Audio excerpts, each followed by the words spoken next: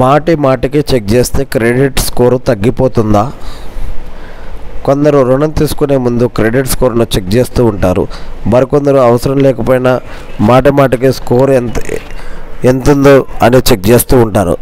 అయితే ఇలా ఎక్కువసార్లు క్రెడిట్ స్కోర్ను చెక్ చేస్తే ఆ స్కోర్ తగ్గుతుందనే భావన, ఆలోచన, అనుమానం చాలామందిలో ఉంటుంది. మరి అది నిజమా కాదా ఇప్పుడు తెలుసుకుందాం. మీరు రుణం కోసం వెళ్ళినప్పుడు బ్యాంకులు మీ క్రెడిట్ స్కోర్ను తనిఖీ చేస్తూ ఉంటాయి. ఆర్థిక సంస్థలు లేదా బ్యాంకులు ఇలా ముందస్తు రుణాల కోసం చెక్ చేయడాన్ని సాఫ్ట్ ఎంక్వైరీ అంటారు. దీనివల్ల మీ క్రెడిట్ స్కోర్కు ఎటువంటి ఇబ్బంది ఉండదు. ఒకవేళ మీరు పనిచేస్తున్న సంస్థ మీ క్రెడిట్ స్కోర్ను చెక్ చేసినా అది సాఫ్ట్ ఎంక్వైరీ కిందకే వస్తుంది. అయితే మీరు రుణం కోసం బ్యాంకులో దరఖాస్తు చేసుకున్నాక క్రెడిట్ నివేదికల కోసం అభ్యర్థిస్తే దాన్ని హార్డ్ ఎంక్వైరీ అని అంటారు. దీనివల్ల మీ క్రెడిట్ స్కోర్ తగ్గే అవకాశాలు ఉన్నాయి.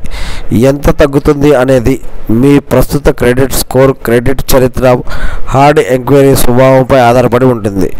మీరు ఇలా ఎంక్వైరీ చేస్తే నష్టభయం పెరుగుదలను సూచిస్తూ క్రెడిట్ బ్యూరో సంస్థలు ఒక్కో ఎంక్వైరీపై 3 నుండి 10 పాయింట్ల వరకు క్రెడిట్ స్కోర్ను తగ్గిస్తాయట.